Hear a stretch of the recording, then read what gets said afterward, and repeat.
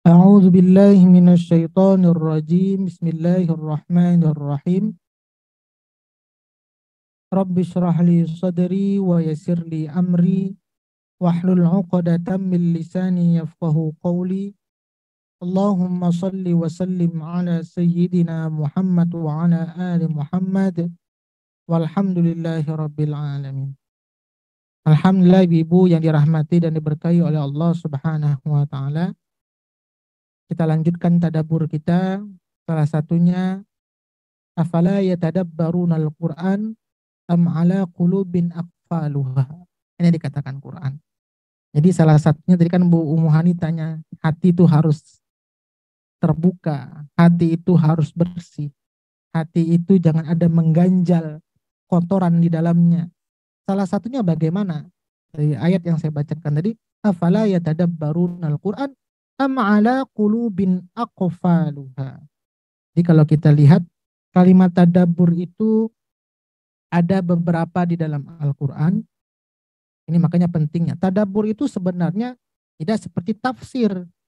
Tafsir itu mengambil pandangan dari para ulama dari setiap sudut. Sehingga banyak dari ahli fisika, dari ahli filosof, dari ahli bahasa, melihat dari berbagai aspek bagaimana pemahaman ayat ini. Karena memang Al-Quran ini seperti berlian. Setiap sudutnya itu memancarkan cahaya. Jadi dilihat dari aspek manapun, Quran ini bisa dikaitkan. Melihat dari segi sosial, melihat dari segi politik, melihat dari segi keluarga, melihat bagaimana dari segi pendidikan, semuanya masuk. Nah, kalimat tadabbur yang pertama bisa kita lihat dari surah An-Nisa ayat ke-82.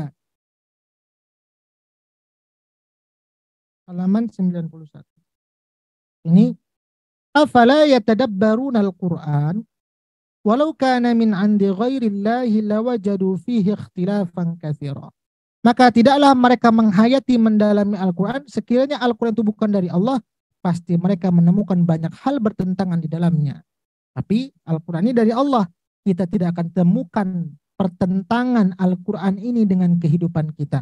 Maka sesungguhnya seluruh isi Al-Quran ini adalah mengantarkan manusia kepada fitrahnya, kepada tujuan manusia itu diciptakan. Contoh, sering orang umpamakan, kalau kita beli alat elektronik, maka ada buku panduannya.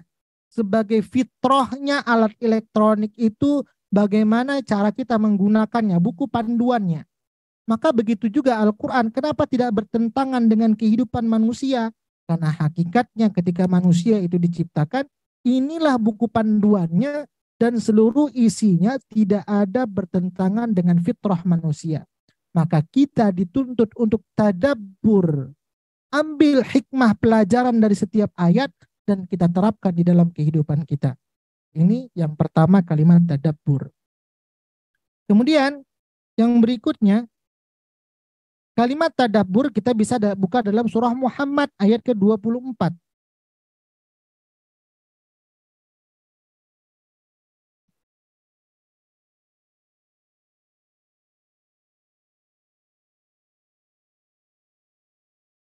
Afala yatadabbaruna al-Qur'an am ala qulubin aqfaluha. Mereka tidak maka tidakkah mereka menghayati Al-Quran ataukah hati mereka sudah terkunci? Maka sebenarnya dengan kita tadabbur tadi kan saya katakan salah satu agar kita mendapatkan zikra liman kana lahu qalbun, ayat yang kita baca sebelumnya tadi, agar hati kita hidup, agar hati kita menyala, agar hati kita terbimbing. Salah satunya dengan kita tadabbur ini adalah menghidupkan hati kita. Ini hikmah dari tadabbur. Sehingga orang yang tidak pernah menghayati dalam isi kandungan Al-Quran, Allah jadikan hatinya keras dan terkunci. Ini salah satu hikmahnya. Maka ibu-ibu, inilah hikmah dari tadabbur kita. Kita lanjutkan ke materi kita, tadabbur kita. Nah, sebelumnya kita sudah membahas tentang bagaimana Rasulullah Shallallahu Alaihi Wasallam dengan sikapnya yang lemah lembut. Yang sebelumnya kita membahas tentang bagaimana kesalahan pasukan pemanah ketika perang Uhud. Tidak sabar, tidak takwa, tidak mau dengar komando baginda Rasulullah. Sehingga apa yang terjadi? Kekalahan yang mereka dapatkan. Walaupun dikatakan Allah sudah berjanji akan memberikan kemenangan. Tapi kemenangan itu dengan syarat-syarat. Dan syarat-syarat itu mereka tidak kerjakan, akan tetapi mereka langgar. Ini kesalahannya. Maka biasanya kalau orang salah itu dihakimi, Bu ya. Ini gara-gara kamu nih. Kita tidak terima. Tapi apa contoh suri tauladan baginda Rasulullah sehingga yang sebelumnya lebih bercerita tentang bagaimana pasukan perangnya, sekarang lebih cerita kepada bagaimana sosok baginda Rasulullah setelah kekalahan itu terjadi setelah perang Uhud. Nah, bagaimana salah satu akhlaknya baginda Rasulullah sehingga para sahabat itu tidak pernah meninggalkan baginda Rasulullah dengan kondisi apapun. Sehingga mereka mengatakan para sahabat itu, wahai Rasulullah, aku tidak seperti umatnya Nabi Musa. Ketika diajak berperang, malah dikatakan kamu saja yang berangkat, kami tetap berada di sini.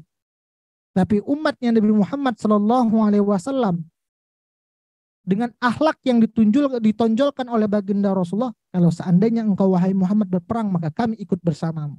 Kalau engkau tetap berada di sini, maka kami juga tetap berada di sini bersamamu.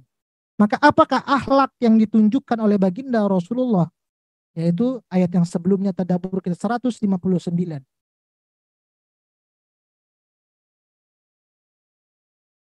Fabima rahmatim, kita ulang sedikit saja Ibu ya, supaya nyambung ceritanya dengan tadabbur yang akan kita bahas.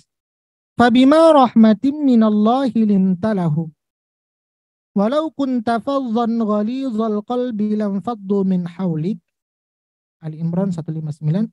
Fa'fu anhum wastaghfir lahum wasyawirhum fil amr.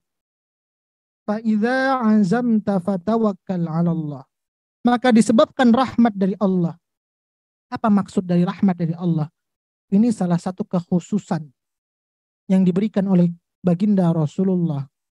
Rasulullah itu seharusnya beliau itu lahir dari yatim piatu.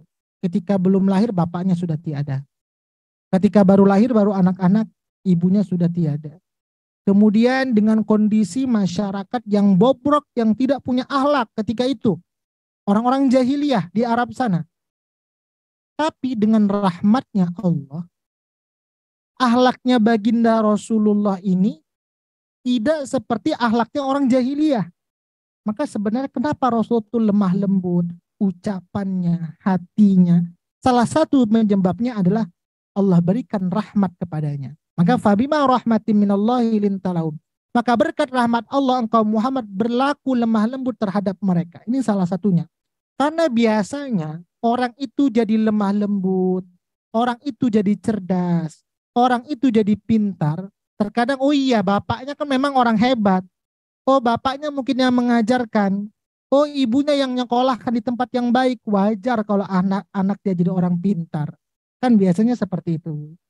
Oh wajar dia jadi anak yang tidak baik karena lingkungannya tidak baik. Lingkungannya narkoba semuanya. Sehingga anak saya juga terpengaruh dengan narkoba. Lingkungan terkadang membawa. Oh teman-temannya juga tidak baik. Tapi Nabi Muhammad SAW bapaknya tidak mendidik, ibunya tidak mendidik, lingkungannya bobrok. Kemudian terkadang orang pintar, orang hebat itu juga rajin baca buku. Oh, saya dapat ilmu dari buku yang saya baca. Tapi Nabi Muhammad SAW adalah ummi, tidak bisa baca.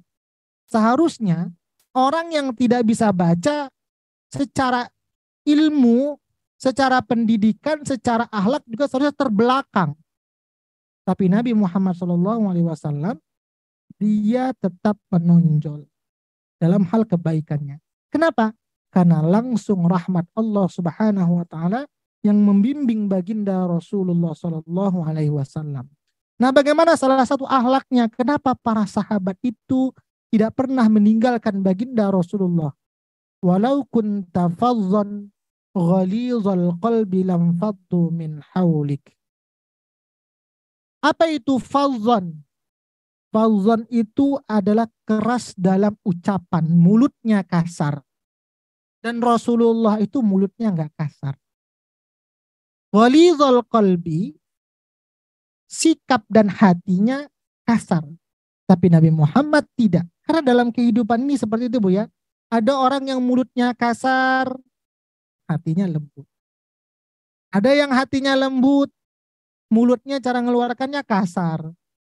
Ini mulutnya saja kasar, sebenarnya kan hatinya lembut. Ada orang yang bahasanya seperti itu. Tapi Nabi Muhammad Shallallahu Alaihi Wasallam, walau kunta fazzan ghalidhal qalbi lam faddu min hawlik. Ucapan dan sikapnya itu lembut. Ucapan dan sikapnya itu menenangkan hati para lawan. Maka sebenarnya para musuh itu ketika berhadapan dengan baginda Rasulullah, yang tadinya bawa pedang, ketika berhadapan dengan Rasulullah, pedangnya itu bisa langsung jatuh di dari hadapannya. Langsung terpana. Itulah akhlaknya baginda Rasulullah. Dari segi akhlak baik, dari ucapan juga baik. Kadang kan kita kalau kesal sama orang, mulutnya nggak tahu kemana keluar-keluarnya Bu ya. Apalagi terkadang sudah mulutnya kasar, ditunjukkan lagi sifatnya yang tidak baik. Nah, kalau seandainya kita mengaku umatnya baginda Rasulullah, seharusnya kita mencontoh bagaimana mulut kita tidak menyakiti orang lain, sikap kita juga tidak menyakiti orang lain. Inilah yang membuat kenapa orang senang dekat dengan baginda Rasulullah. Ini juga Bu, kenapa kita introspeksi diri. Kenapa terkadang teman-teman kita menjauh dari kita. Mungkin ada ucapan dan sikap kita yang tidak menyenangkan mereka. Maka bagi orang yang biasa mulutnya terjaga dan sikapnya terjaga, pasti akan banyak temannya. Orang selalu akan dekat dengannya. Ini hikmah. Nah, dan inilah sebenarnya tadabur Ibu ya. Kalau kita tidak mau dimusuhi, kalau kita terapkan dalam kehidupan, dimusuhi orang, orang selalu dekat dengan kita, orang selalu suka dengan kita. Jaga ucapan kita dan jaga sikap kita. Ini bagian dari akhlak.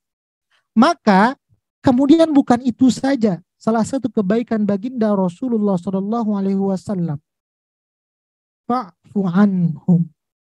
Padahal kan sudah diinstruksikan baginda Rasulullah, ini jangan tinggalkan pasukan pemanah. Akhirnya mereka tinggalkan. Apakah Rasulullah marah-marah, menyalahkan mereka? Fa'fu anhum. Salah satu caranya adalah Rasulullah memaafkan kesalahan mereka. Ini akhlak yang sangat dalam. Mulut nggak kasar, sikap tidak kasar, gampang memaafkan. Bukan itu saja, wastaghfir lahum. Rasulullah juga memohonkan ampun atas dosa kesalahan mereka. Contoh ada orang yang menyakiti kita. Mulutnya tidak baik, sikapnya tidak baik. Biasanya kita enggak memaafkan, malah mendoakan yang tidak baik. Semoga dia seperti ini A, B, C, D tentang keburukan. Tapi Rasulullah malah, ya Allah, hapuskan dosa mereka, maafkan ke mereka. Kemudian apalagi akhlak yang Rasulullah tonjolkan? Wasyawirhum fil amr. Rasulullah itu selalu berdiskusi, selalu bermusyawarah. Dalam hal apa? Dalam hal-hal yang belum ditetapkan oleh Allah secara syariat. Contoh, yang sudah ditetapkan tuh nggak perlu musyawarah lagi tuh bagaimana? Sholat subuh 2 rakaat, kita musyawarah lah. Boleh nggak sholat subuh jadi 3 rakaat? Itu nggak boleh. Ini hal-hal yang belum ditetapkan. Maka ketika perang Uhud, itu kan terjadi 2 pilihan. Ada Rasulullah ingin bagaimana ketika perang Uhud bertahan di kota Madinah, jangan keluar. Tapi para sahabat yang lain semua pingin di luar kota Madinah. Jadi ada 2 pendapat. Maka yang pertama ketika itu baginda Rasulullah ditanya, wahai baginda Rasulullah, apakah engkau ketika ingin berada di Madinah ini wahyu dari Allah atau hanya sekedar pendapatmu? Maka Rasulullah menjawab, ini adalah pendapat saya. Maka para sahabat ketika itu berani memberikan solusi yang lain. Bagaimana baginda Rasulullah kalau seandainya kita berada di luar Madinah? Kenapa? Nanti kalau seandainya kita berada di Madinah dan tiba-tiba kita kalah, maka para musuh akan tahu tempat sudut-sudut dari kota Madinah ini dan mereka akan lebih mudah lagi untuk mengalahkan kita. Akhirnya banyak pendapat sahabat yang mengambil di luar kota Madinah. Maka apakah Rasulullah ketika itu seorang pemimpin, seorang nabi? Saya kan seorang nabi, saya seorang pemimpin, nggak boleh kalian melawan saya. Tidak. Rasulullah tetap menganjurkan wasyawirhum fil amr.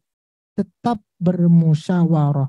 Walaupun nanti hasil musyawarahnya itu apa yang terjadi? Ketika itu kekalahan, Ibu. Tapi apa yang terjadi, Bu? Kekalahan dalam bermusyawarah itu pasti sebelumnya sudah ada niat baik agar mendapatkan hasil yang baik. Itu jauh lebih baik dibandingkan sendiri kita mengambil keputusan sana sendiri. Maka ketika kalah itu lebih menyakitkan lagi dan itu membuat bagaimana seluruh masyarakat bisa saling menyalahkan. Maka dengan musyawarah itu walaupun nanti hasil akhirnya adalah kekalahan, itu tetap jauh lebih baik dibandingkan kita mengambil keputusan sendiri. Ini akhlak Rasulullah. Fa idza azamta fatawakkal 'ala Allah, maka ketika kita sudah bermusyawarah, maka ketika kita sudah berperang, fatawakkal 'ala Allah, maka bertawakkallah kepada Allah. Tawakal itu adalah pengertian dari wakil, maka mewakilkan. Kalau kita sudah mewakilkan kepada Yang Maha Esa, hilanglah ketakutan kita. Contoh kemana saya sebelumnya, saya umpamakan, saya tidak paham contoh dari segi teknologi, mendesain sesuatu. Saya ingin buat iklan atau buat gambar, tidak baik mendesainnya. Saya panggil orang untuk mewakilkan hajat dan keinginan saya. Saya panggil orang yang kompeten dan di bidang ahlinya. Tolong buatkan saya, karena kamu lebih pandai. Saya wakilkan keinginan saya. Biasa jiwa kita lebih tenang dan lebih percaya. Kenapa? Karena dia lebih ahli. Dan kita sekarang mewakilkan segala urusan kita kepada Allah yang maha segalanya.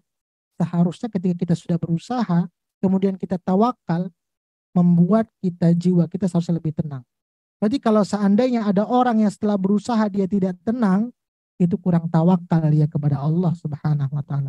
Innallaha yuhibbul mutawakkilin.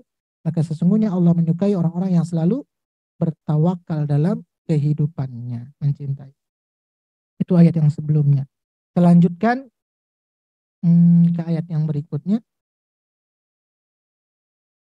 Iyansurkumullahu fala ghaliba lakum wa iyakhzulkum faman dzalladzi yansurukum min ba'dih wa 'alallahi falyatawakkalul mu'minun. Jika Allah menolong kamu maka tidak akan ada yang dapat mengalahkan. Jadi kalau Allah sudah berkehendak, tidak ada yang dapat menghalangi kita. Ini kaitannya ketika perang Badar, Ibu. Perbedaan perang Badar dan perang Uhud. Bahwa pasukan yang sedikit itu bukan berarti dia harus kalah. Perlengkapan senjata yang sedikit itu bukan berarti mereka harus kalah. Contoh pada perang Badar. Dengan jumlah 313 melawan 1000. Tapi apa yang terjadi dengan pertolongan Allah, tidak ada satupun yang bisa menghambat, membuat orang itu bisa menjadi kalah. Tapi kalau seandainya wa iyakhzulkum faman dzalladzi yansurukum min ba'di. Tetapi jika Allah membiarkan kamu tidak memberikan pertolongan, maka siapa yang dapat menolongmu setelah itu? Jadi contohnya ketika perang Uhud. Jadi ini kalau memang Allah sudah membiarkan, siapapun tidak dapat yang memberikan pertolongan. Maka wa 'alallahi falyatawakkalul mu'minun. Karena itu hendaklah kepada Allah saja engkau mau orang-orang mukmin bertawakal. Ini ke ayat 160. Kita masuk ke ayat 161. Tema kita yang sekarang. Nah, asbabun nuzul dari ayat 161. A'udzu billahi minasyaitonir rajim. Bismillahirrahmanirrahim. Wa ma kana linabiyyin ayyaghul. Wa man yaghlul ya'ti bima ghalla yaumal qiyamah. Tsumma tuwaffa kullu nafsin ma kasabat wa hum la yuzlamun. Dan tidak mungkin seorang nabi berkhianat. Jadi ayyagul ini berkhianat. Khianat itu lawannya apa, Ibu? Ada yang tahu? Amanah, Ustaz. Amanah lawannya khianat. Apa itu khianat kalau diterjemahkan secara pemahaman kita yang kita tahu selama ini?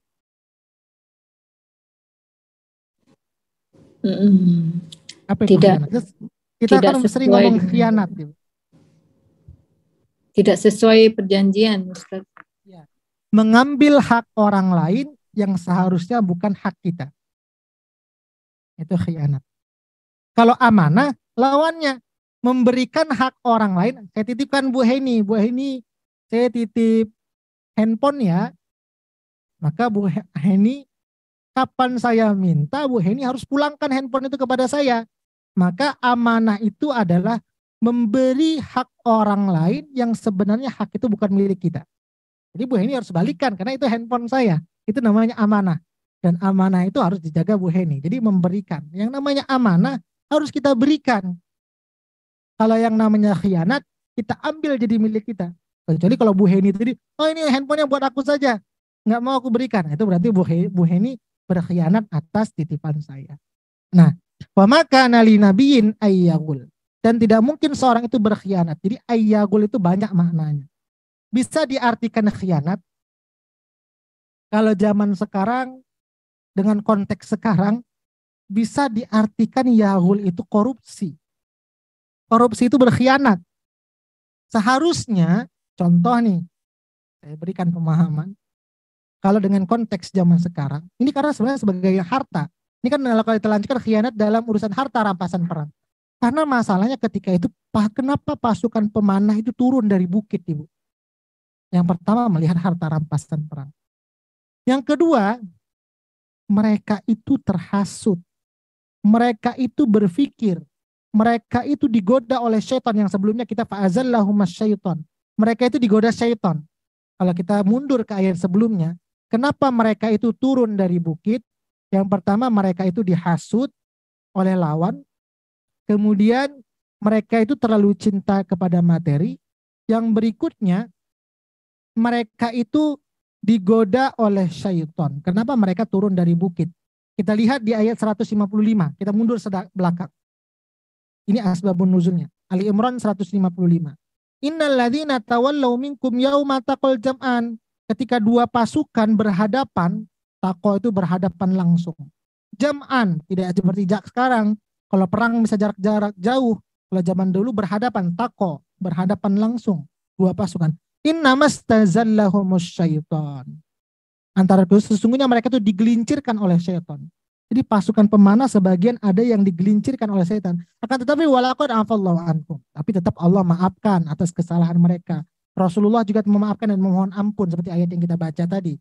Salah satu akhlaknya baginda Rasulullah. Kita balik lagi ke 161. Ini mundur ke belakang kaitannya. Nah, jadi mereka itu ayat 161 wa makana linabiyyin ayyagul. Pasukan pemanah itu yang pertama digoda oleh syaitan. Pasukan pemanah berikutnya berpikir, kita kan berada di atas nih. Kita hanya sebagai penghadang saja menunggu. Kalau seandainya nanti pasukan orang-orang beriman, orang muslim menang, kita kan tidak ikut perang berada di bawah. Dikhawatirkan kita nggak dapat rampasan perang. Ini cara setan menghasut. Kadang dari rumah mungkin nggak kepikir dari situ mereka sebelum berangkat. Di tengah jalan mereka berpikir, kita kan berada di atas bukit saja nih. Hanya menghadang kalau seandainya pasukan tiba-tiba yang menyebur, baru kita lepaskan anak panah. Ini sekarang sudah menang, karena kan yang pertama sebenarnya orang beriman itu sudah menang. Rampasan perang sudah di depan mata.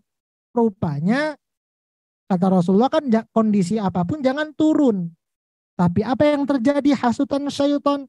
Kita kan belum berperang nih yang berada di atas bukit. Rampasan perang sudah ada di bawah.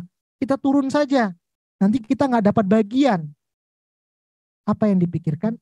Dikhawatirkan Rasulullah berkhianat atas harta rampasan perang. Ini penyebab kegagalan sebenarnya. Jadi asbabun nuzulnya, kenapa mereka turun? Karena para pasukan pemanah berpikir Rasulullah akan berkhianat terhadap harta rampasan perang. Padahal Rasulullah itu salah satu sifatnya apa, Ibu? Amanah. Apa saja Al-Amin sifat? ya, Pak Ustaz. Nah, al-amin, amanah. Jadi salah satu akhlaknya baginda Rasul itu amanah. Gak mungkin Rasulullah itu mengkhianati para sahabat. Tapi tadi karena pikiran syaitan, digoda oleh syaitan, akhirnya Rasulullah ini takut berkhianat. Padahal Rasulullah SAW itu sifatnya maksum, sifatnya terjaga dari kesalahan. Kemudian sidik, jujur, amanah, tabligh, fatonah. Ini sifatnya Rasulullah. Salah satunya ada amanah. Dan itu lupa para sahabat. Sehingga turunlah ayat ini. Wa ma kana linabiyyin ayyahul. Dan tidak mungkin seorang nabi berkhianat dalam urusan harta rampasan perang. Karena sifat yang dititipkan oleh Allah kepada baginda Rasulullah adalah amanah. Jadi nggak mungkin. Wa may yaghlul ya'ti bima ghalla yaumal qiyamah. Maka barang siapa yang berkhianat, Rasulullah katakan dalam balasannya, nanti pada hari kiamat dia akan membawa apa yang dia khianati. Maka pendapat para ulama ada dua pendapat di sini. Pendapat yang pertama bahwa apa yang mereka khianati, contohnya dalam harta rampasan perang tersebut, mereka akan pikul nanti di akhirat. Harta rampasan perang tersebut. Contoh juga ada orang berkhianat. Contoh kalau di Indonesia disuruh bangun jalan yang seharusnya jalan itu bertahan 10 tahun atau 15 tahun, baru 3 tahun sudah bolong-bolong lagi jalannya. Sehingga apa yang terjadi? Seharusnya APBN itu, anggaran negara itu, uang pajak itu diturunkan kepada masyarakat 100%. Kan ini Rasulullah seorang pemimpin. Dan ini terjadi terkadang kepada pemimpin-pemimpin sekarang. Ini konteksnya kalau kita tadaburkan dengan zaman sekarang. Rasulullah seorang pemimpin, seorang nabi. Tapi para sahabat ketika itu sudah khawatir ada yang berkhianat. Jadi sebenarnya tuduhan-tuduhan jelek kepada baginda Rasulullah itu bukan semenjak sekarang saja adanya. Zaman dulu saja yang mereka bertemu dengan Rasulullah masih sanggup mereka berpikir negatif terhadap baginda Rasulullah. Apalagi mungkin zaman sekarang ibu-ibu ya, yang nggak pernah ketemu baginda Rasulullah. Apalagi hanya membaca dari riwayat dan hadis saja. Wajar mungkin ada orang yang terkadang berpikir buruk terhadap Rasulullah. Tapi itu harus kita jelaskan bahwa Rasulullah itu adalah sifatnya maksum, terjaga dari hal keburukan. Yang bertemu Rasulullah saja mereka masih sanggup seperti itu. Jadi tuduhan-tuduhan buruk terhadap Rasulullah itu sebenarnya sudah ada semenjak dari zaman dahulu. Dan itu ada juga sampai zaman sekarang. Maka Rasulullah seorang pemimpin. Nah dalam hal negara kita juga kalau kita kaitkan dengan kondisi sekarang. Bagaimana amanah masyarakat, anggaran negara yang seharusnya 100% untuk masyarakat, digunakan fasilitasnya untuk masyarakat, tapi terkadang pemimpin itu berkhianat, tidak amanah. Diturunkanlah 10%. Karena pemimpin itu yang namanya pemimpin kan saya seorang pemimpin, saya mengambil keputusan. Saya seharusnya dapat bagian. Ambillah 10%-nya, 90% diturunkan ke bawah masyarakat. Bahkan bukan itu saja. Ada yang mengambil mungkin 60% ke 40%-nya untuk masyarakat. Dan itu namanya pemimpinnya khianat, munafik. Dan itu kalau dalam konteks zaman sekarang. Maka sebenarnya orang yang seperti itu apa yang Allah akan berikan ganjaran kepada mereka? Wa may yaghlul ya'ti bima ghalla yaumal qiyamah. Nanti pada hari kiamat.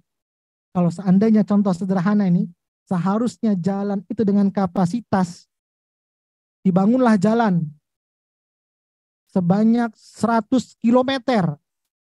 Akhirnya yang dibangun itu cuma aspalnya tipis saja. Yang sisanya dikantongin uangnya. Maka nanti di akhirat mereka akan gendong aspal itu. Ini kalau pendapat para ulama, mereka akan pikul apa yang mereka khianati itu. Pendapat kedua itu adalah bukan bendanya yang mereka pikul. Tapi adalah dosa yang besar itu mereka akan pikul nanti ketika berhadapan dengan Allah Subhanahu wa taala. Jadi ada dua pendapat. Maka summa tuwaffa, kemudian setiap orang akan diberikan balasan yang sempurna. Mungkin kalau di dunia ada orang yang berkhianat, mencuri, korupsi 100 miliar, penjaranya 5 tahun.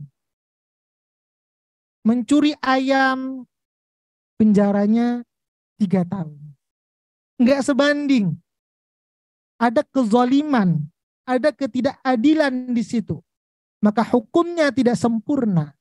Tapi di akhirat, summa tuwaffa kullu nafsim ma kasabat. Maka kemudian setiap orang akan diberikan balasan yang sempurna. Kalau di dunia mungkin tidak merasa adil, tapi nanti akan dihukum dengan seadil-adil. Karena Allah Maha Adil. Kemudian di sini kalimat tuwaffa diterjemahkan dengan sempurna. Ada orang juga menggunakan wafat. Wafat itu biasa kalau kita diterjemahkan apa ini? Meninggal dunia. Meninggal atau mati. Sebenarnya tuwafa itu kalau di sini diterjemahkan sempurna. Tuwafa itu wafat itu sebenarnya bukan itu, diterjemahkan adalah sempurna juga. Sempurna apa? Sempurna sudah umurnya yang ditetapkan Allah. Sempurna sudah rizkinya, sudah didapatkannya semuanya. Jadi sebenarnya wafat itu adalah sempurna dari segi umur. Contoh si A diberikan jatah oleh Allah umurnya 60. Maka disempurnakan oleh Allah selama 60 tahun, maka sudah sempurna jatah umurnya 60 tahun. Sempurna rizkinya semua sudah diberikan, yang ditetapkan oleh Allah Subhanahu wa taala. Jadi tuwafa itu sebenarnya di sini terjemahkan sempurna, dia satu akar kata dengan yang sama wafat. Maka Allah sudah sempurnakan dari segi usianya. Kalau kita kaitkan dengan kata wafat. Summa tuwaffa kullu nafsim ma kasabat wa hum la yuzlamun. Kemudian setiap orang akan diberikan balasan yang sempurna sesuai dengan apa yang dilakukan dan mereka tidak ada yang dizalimi. Ada yang dizalimi nanti ketika di akhirat. Kalau di dunia oke, maka disitulah ketakutan para pemanah. Dikhawatirkan Rasulullah sebagai orang nomor 1. Nanti beliau segampangnya berkuasa. Kan kalau kita nih, saya ini kan orang nomor 1. Saya seorang pemimpin, suka-suka saya. Tidak seperti itu, seharusnya mereka merasa lebih berat. Bagaimana bisa menjaga amanah. Malah kalau orang-orang yang menjaga amanah, kalau di daerah kita bagaimana Bu, diasingkan. Orang-orang yang bisa satu pemikiran dengan kita pertahankan. Tapi kalau orang-orang, wah ini orang terlalu jujur ini. Kalau seandainya dekat-dekat dengan saya, ini bisa membahayakan saya. Udahlah saya mutasi, pindahkan ke kampung yang paling pedalaman. Sehingga nggak mengganggu aktivitas saya. Ini kan kalau kita ya Bu ya. Inilah salah satu pelajaran bagaimana hikmah dari perang Uhud ini kita ambil dengan kondisi sekarang. Walaupun Rasulullah itu adalah seorang nabi, walaupun Rasulullah itu adalah seorang pemimpin dalam hal perang, memberikan strategi dalam perang, mengatur negara, tapi Rasulullah Allah tanamkan sifat amanah dan tidak mungkin berkhianat dalam hal mengambil harta rampasan perang. Ini pelajaran yang bisa kita ambil dan kemudian kalau kita kaitkan dengan kondisi sekarang, itulah maksudnya Bu. Kalau ada orang titip sesuatu kepada kita, kita harus amanah, jangan ambil sedikit pun. Maka kalau seandainya kita ambil, maka di akhirat harus kita pertanggungjawabkan. Kemudian di sini makna ghalla. Wa ma kana li nabiyyin ay yaghul wa may yaghlul ya'ti bima ghalla. Ghalla itu di sini diartikan wa may yaghlul ya'ti bima ghalla yaumal qiyamah. Niscaya nanti pada hari kiamat mereka akan datang membawa apa yang dikhianatinya. Ghalla di sini membawa kalau diterjemahkan. Tapi kalau diterjemahkan secara bahasa, ghalla itu adalah air yang apabila menetes pada kayu, kemudian air itu meresap ke dalam sela-sela bagian dari kayu tersebut. Nah biasanya kalau meresapnya itu bisa kita lihat secara sempurna, tidak dengan kasar mata ini. Ketika ada air meresap, bisa nggak kita lihat bagaimana proses air itu masuk ke dalam pohon tersebut? Sulit ya Bu ya. Nah biasanya kalau orang berkhianat, biasanya kalau orang mengingkari, itu terang-terangan atau sembunyi-sembunyi.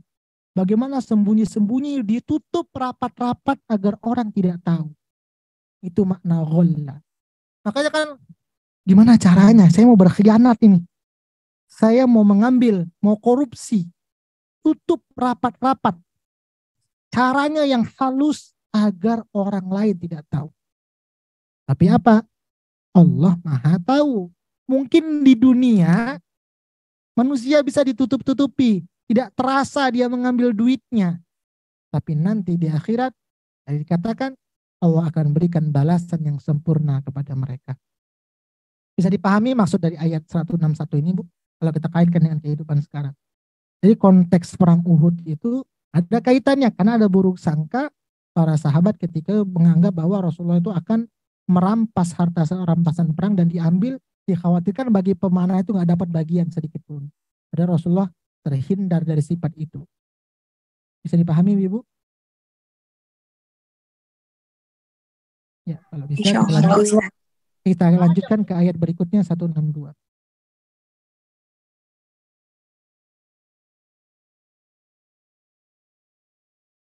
Sebelum saya lanjutkan Ibu-Ibu, maka tadi sebenarnya Ibu-Ibu, amanah itu sangat berat sekali. Tadi kan khianat, lawannya amanah. Sebenarnya amanah itu sangat berat sekali. Tapi nanti bagi orang yang bisa menjalankan amanah, seperti pemimpin, balasannya dirindukan oleh surga.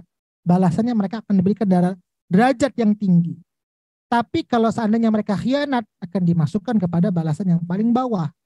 Maka sebenarnya amanat itu sebelum diberikan kepada manusia, amanat itu disampaikan kepada langit, gunung. Sanggup nggak mereka itu diberikan amanat? Kita buka dalam surah Al-Ahzab, surah 33 ayat 72. Saking beratnya sebenarnya amanah itu.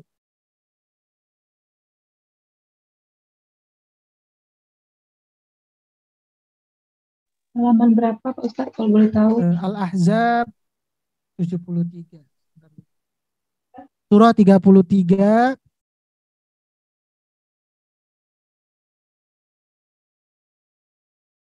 ya. Saya buka Quran biar tahu halaman. Al-Ahzab ayat ke-72. Halaman 427 kalau sama Qurannya. Iya. Ini ada di layar. Inna aradnal amanata. Sesungguhnya kami telah menawarkan amanah kepada langit. Bayangkan, langit itu ditawarkan. Mau nggak kalian diamanahi? Alas samawati wal ar. Bumi dan gunung. Dan gunung-gunung. Fa'abaina ayyahmilnaha wa asfaqna minha wa hamalahal insan. Innahu kana zaluman jahula. Tetapi semuanya enggan untuk memikul amanah itu dan mereka khawatir tidak akan dapat melaksanakannya karena sangat berat. Jadi sebenarnya amanah itu bukan manusia saja yang pertama sekali disuruh. Langit disuruh, bumi disuruh, gunung-gunung disuruh, tapi mereka semuanya menolak. Lalu amanah itu dipikul oleh manusia, akan tetapi manusia apa? Banyak yang zalim, banyak yang khianat, banyak yang sangat bodoh. Melanggar amanat tersebut. Bayangkan gak mau, saking beratnya. Tapi manusia mau. Kenapa? Karena berpikir ada keuntungan yang bisa diambil. Karena dalam hal harta tuh manusia tuh digoda. Contoh tadi dalam perang Uhud tadi, kenapa mereka bisa berpikir buruk tentang manusia? Karena masalah harta itu ditanamkan rasa cinta kepada manusia. Zuyyina linnasi hubbus syahawati minan nisa wal banin wal qanatiril muqantarati. Ini salah satu godaan yang Allah berikan kepada manusia. Diberikan cinta kepada harta, kepada perhiasan, kepada wanita. Ini kalau kita lihat dalam surah Ali Imran ayat ke-14. Ali Imran 14. Zuyyina linnasi hubbus syahawati minan nisa'i wal banina wal qanatiril muqantarati minadh dhahabi wal fiddah wal khailil musawwamati wal an'ami wal harth dzalika mata'ul hayatid dunya wallahu 'indahu husnul ma'ab. Dijadikan tanpa indah dalam pandangan manusia cinta terhadap nafsu berupa wanita-wanita, anak-anak, harta benda yang bertumpuk-tumpuk dalam bentuk emas dan perak. Ini mereka tertipu oleh harta benda. Seharusnya mereka sabar saja sedikit, mungkin tidak akan terjadi kekalahan. Tapi mereka tidak sabar dan menuduh Rasulullah yang tidak-tidak. Kuda pilihan, hewan ternak, sawah ladang, itulah kesenangan hidup yang di dunia ini, dan di sisi Allah lah tempat kembali yang baik. Maka itulah ibu-ibu, tadi amanah itu sangat berat. Kemudian mereka kenapa sanggup berpikir seperti itu? Karena dikhawatirkan Rasulullah tidak amanah. Dan amanah itu sangat berat tadi kalau kita melihat dalam surah Al-Ahzab. Maka orang yang tidak menjalankan amanah termasuk dalam kategori orang apa ibu? Orang yang tidak menjalankan amanah, Khianat. Khianat. munafik. Apa salah satu Munafik. ciri orang munafik ibu? Apabila diberikan amanah dia khianat. Berkhianat. Ya, ini salah satu sifat munafik ya bu ya. Maka orang yang munafik itu orang yang bisa jalankan amanah. Nih, kita lanjutkan ke ayat 1622. 162. Tadi kan ada orang khianat. Nah, kalau mereka bisa menjalankan amanah, afamanittaba'a ridwanallahi kaman ba'a bisakhatin minallahi wa ma'wahu jahannam wa bi'sal masir. Maka adakah orang-orang yang mengingkari keridhaan Allah sama dengan orang-orang yang kembali membawa kemurkaan dari Allah dan tempatnya di neraka jahanam. Tadi orang yang khianat itu adalah mereka orang munafik kategorinya. Maka sebenarnya itu salah ciri-ciri orang munafik. Amanah lawannya khianat. Maka kamamba abisa khotim minallahi wa ma'wahu umunnar. Sini wabi sal masir.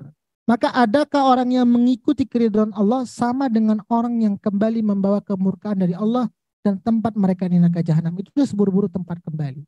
Bahwa di sini ada perbedaan antara orang yang menjalankan amanah dengan orang yang khianat. Kalau orang yang menjaga amanah, maka sesungguhnya mereka itu akan mendapatkan keridhaan oleh Allah Subhanahu wa taala dan mereka diletakkan di tempat yang tinggi. Akan tetapi bagi orang yang tidak menjalankan amanah, mereka berkhianat, di sini mereka akan dibawa di tempat neraka jahanam dan itulah seburuk-buruknya tempat. Maka dikatakan orang yang khianat itu termasuk kategori orang munafik. Di sini dikatakan neraka jahanam. Neraka jahanam itu di mana letaknya? Neraka yang paling bawah. Maka di dalam surah An-Nisa di ayat yang ke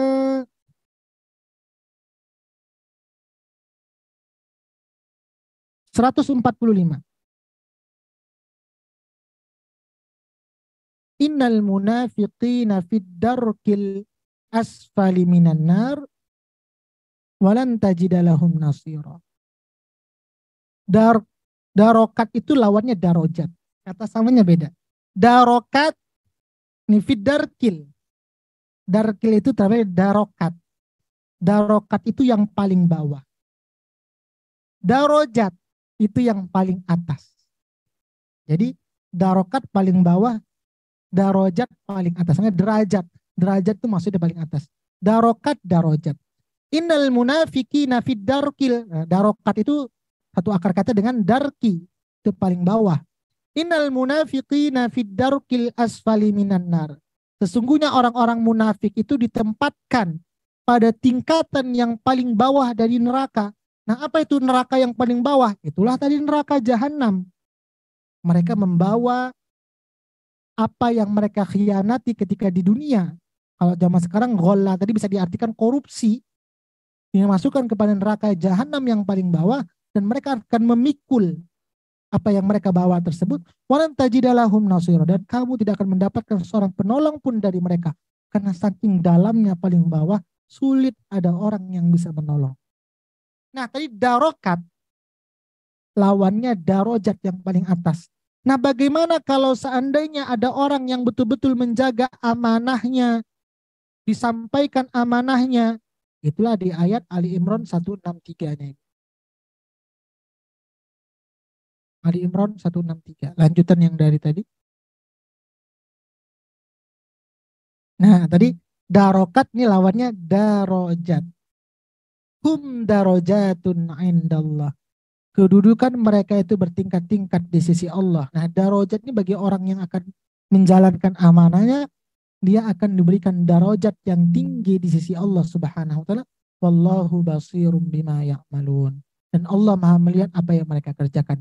Tadi kan kalimatnya gholla itu adalah kalau diterjemahkan di sini secara bahasa air yang menetes di kayu kemudian dia meresap kepada dahan-dahan di dalam kayu tersebut. Manusia tidak bisa melihat. Akan tetapi apa? Wallahu basirum bima ya'malun. Maka sesungguhnya Allah akan melihat sekecil apapun pekerjaan kita. Walaupun mungkin manusia tidak tahu kalau kita sedang berkhianat atau kita tidak tahu manusia itu sedang melakukan korupsi atau melakukan menyimpan segala sesuatu yang bukan bagian dari hak kita. Wallahu basirum bima ya'malun. Maka akan tetapi kalau orang bisa menjalankan amanahnya, hum darajatun indallah. Allah akan letakkan pada tingkatan derajat yang tinggi dan dia berada di sisi Allah. Apa itu maksud di sisi Allah? Tempat yang paling mulia, dekat dengan Allah Subhanahu wa taala. Tapi kalau seandainya mereka ingkar fiddarkil asfali minan nar, letaknya yang paling di bawah. Ini saja mungkin Ibu tadabur kita sampai 163. Silakan Ibu-ibu ada yang mau tanya. Bisa dipahami penjelasan saya Ibu? Ya Bu Rara. Assalamualaikum warahmatullahi wabarakatuh Pak Ustadz. Assalamualaikum warahmatullahi wabarakatuh. Pak Ustadz, saya mau tanya tentang tidak menjalankan amanah atau khianat. Ini dapat dikatakan orang munafik. Nah, di sini Pak Ustadz banyak orang yang tidak mau dikatakan munafik, tapi pada prakteknya banyak seperti itu karena tidak amanah. Jadi banyak orang juga di luar sana kita lihat sholatnya bagus.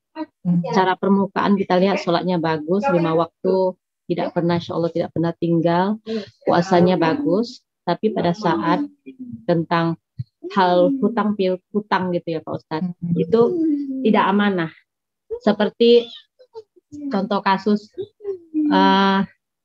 saya deg-degan nih Pak Ustadz karena menyangkut keluar saudara gitu. Jadi kan termasuk almarhum ayah saya itu kan dipercaya gitu sama banyak orang. Jadi kadang banyak saudara datang minta tolong untuk dijadikan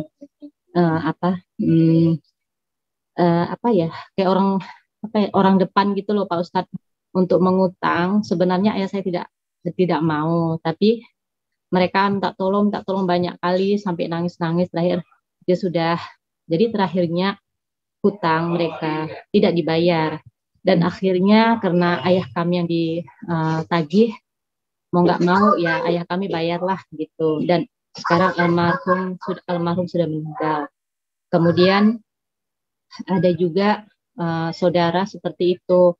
Jadi mempergunakan almarhum punya gaji juga seperti itu gitu dan tidak dibayar. Jadi secara tidak langsung potongan gaji itu berjalan dari gaji almarhum ayah saya.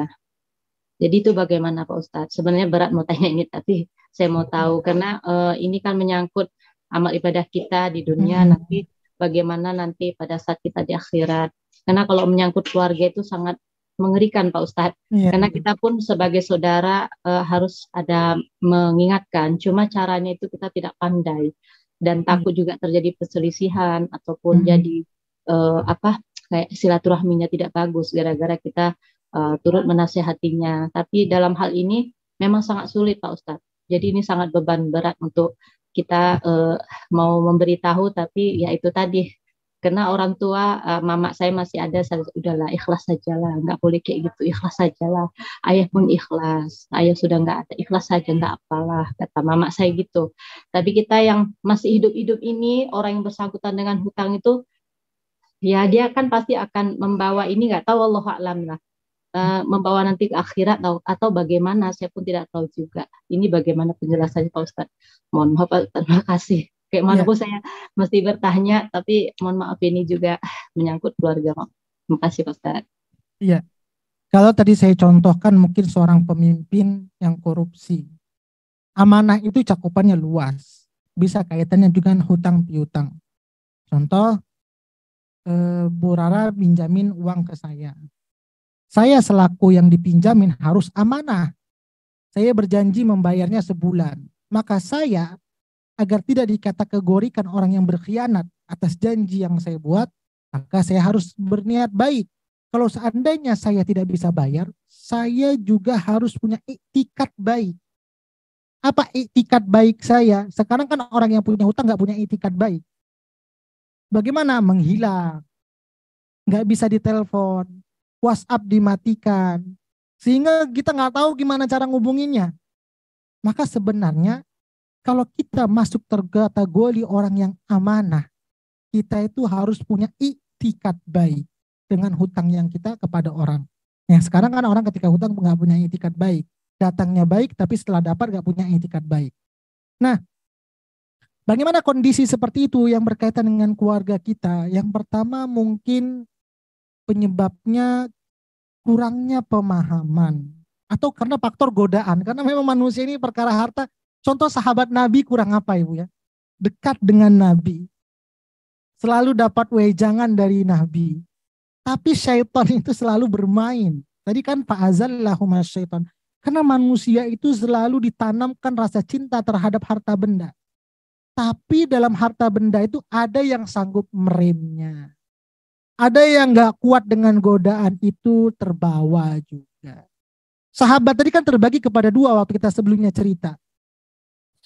Ada sahabat yang ditanamkan rasa ketenangan dengan ngantuk. Karena mereka menyadari kesalahan dan kelalaian mereka. Ini ayat yang terdabur sebelumnya. Sahabat yang kedua ditanamkan rasa kegelisahan terus. Kenapa? Karena di pikiran mereka materi, saya nggak dapat bagian, saya nggak dapat bagian, saya nggak dapat bagian. Sehingga kegelisahan terus yang ada. Sehingga mereka nggak ngantuk, hanya capek pulang dari perang, kemudian pikiran lagi juga capek, letih. Maka sebenarnya ini sebenarnya godaan bagi manusia. Nah, bagaimana kita memiliki saudara yang seperti itu? Cara lain adalah yang pertama harus diberikan pemahaman secara agama.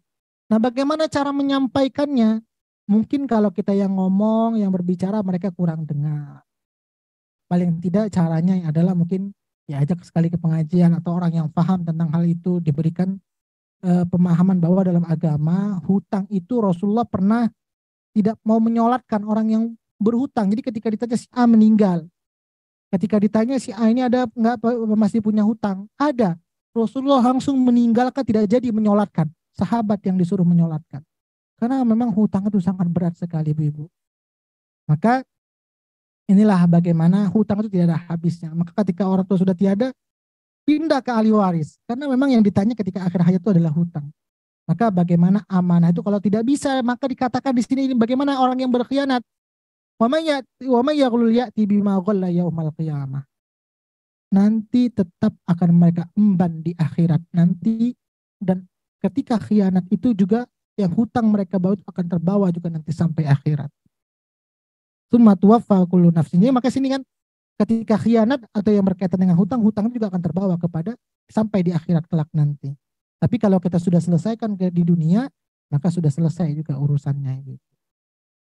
Maka caranya gimana? Ya tadi mungkin cari orang yang bisa mengerti karakter. Saya punya abang atau saya punya adik, karakter abang saya, adik saya seperti ini. Orang yang siapa yang paling cocok kira-kira menyampaikan. Jadi Pak Ustadz kalau kita disuruh sama orang tua kita sudah ikhlaskan saja gitu. Jadi kita turut mengikhlaskan tanpa menasihati itu boleh nggak? Karena takut tetap harus diingatkan. Karena harus yang pertama yang namanya diikhlas. Contoh saya punya hutang dengan Bu Rara. Tiba-tiba Bu Rara dalam hati, jelas saya ikhlaskan aja lah hutang Zulfirman. Tapi Ibu nggak pernah lafazkan ke saya. Nah saya selaku yang berhutang itu tetap akan punya pikiran. Tidak ada ketenangan karena orang yang dihutang itu dikatakan orang yang punya hutang itu tidak akan pernah tenang di pagi hari dan tidak pernah akan tenang di malam hari. Dalam hadis dikatakan seperti itu. Maka agar tenang lepas dari jiwa saya harus ada lafaz dari Bu Rara. Zulfirman, hutang Zulfirman sudah saya lunasin, sudah saya anggap lunas. Maka ada tenang saya dan saya harus mengucapkan terima kasih banyak atas kebaikan Bu Rara. Maka dikatakan Quran kan, Kalau seandainya ada orang punya hutang, kemudian kita anggapkan itu adalah saya sedekahkan saja, itu jauh lebih baik. Itu kita sudah tadabbur dahulu ketika dalam surah Al-Baqarah. Wa anta saddaqu khairul lakum in kuntum ta'lamun. Dalam surah Al-Baqarah.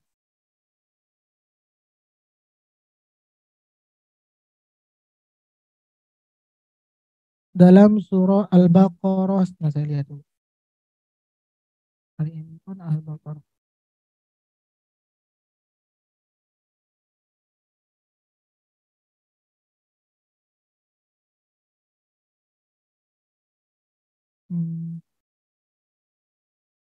Iya, Al-Baqarah ayat 280.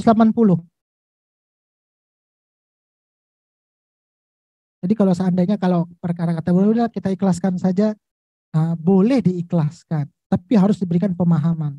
Wa in kana dzu usratin fanaziratun ila maisarah wa anta saddaqu khairul lakum in kuntum ta'lamun. Dan jika orang-orang berhutang itu dalam kesulitan, mungkin hidupnya sulit, mau bayar juga susah, maka berilah tenggang waktu sampai dia memperoleh kelapangan. Diberikan tenggang waktu, nggak bisa juga orang dibayar, udah ngampun-ngampun, nggak tahu lagi cara nyari uangnya kemana. Akhirnya yang memberikan hutang itu udahlah kasihan. Kayaknya memang dia nggak mampu untuk bayar. Maka apa? Wa anta saddaqu khairul lakum in kuntum ta'lamun. Dan jika kamu menyedekahkannya itu lebih baik bagimu jika kamu mengetahui. Jadi kalau memang sudah kesulitan, tapi kalau memang kita masih ada perlu, uang itu ingin kembali, hak kita. Tapi kalau ini orang gak akan mungkin lagi mampu bayar, usianya sudah tua, kerja pun gak mungkin, untuk makan juga susah, adalah saya sedekahkan sajalah wa anta saddaqu. Maka kata Allah, itu jauh lebih baik dibandingkan kamu memintanya. Seperti itu, Bro. Jadi katanya tetap harus ada ikrarnya. Udahlah, kata ibu sudah dilunaskan, tapi untuk kedepannya jangan diulangin lagi. Diberikan pemahaman bahwa itu tidak baik secara agama. Seperti itu, Ibu. Berarti kita anak-anaknya di belakang nggak perlu cakap lagi lah ya Pak Ustadz, karena orang tua sudah mengikhlaskan gitu ya Pak Ustadz. Kadang kan Orang ada tua sudah pembicaraan di mengikhlaskan, belakang mungkin itu kayak gitu. anak-anaknya harus dengar semua, Bu, yang punya masalahnya tadi. Iya, anak-anaknya sudah dikasih tahu, sudah jangan diungkit lagi, ayah udah meninggal, sudah diikhlaskan aja, nggak apalah.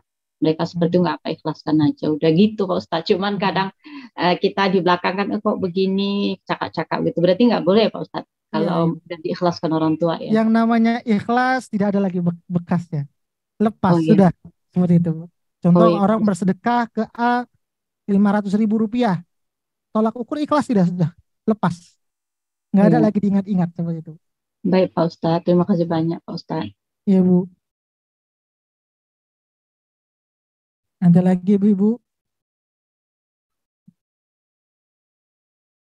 Kalau tidak ada lagi kita cukupkan ini. Oke, kalau tidak ada mungkin lagi Ibu. Semoga yang sedikit ini bisa bermanfaat untuk kita semuanya. Bisa kita terapkan dalam kehidupan. Bagaimana ketika kita memiliki amanah, apapun itu bentuk amanahnya, mudah-mudahan kita bisa menjaga amanah itu. Maka orang yang bisa menjalankan amanah, hum darajatun andallah. Allah akan berikan balasan yang tinggi di sisinya. Akan tetapi orang yang tidak bisa menjalankan amanah, innal munafiqina fid darkil asfali minan nar, akan mendapatkan balasan yang paling rendah, yaitu di neraka jahanam. Ini saja mungkin yang dapat saya sampaikan, lebih kurang mohon maaf. Kita tutup dengan doa.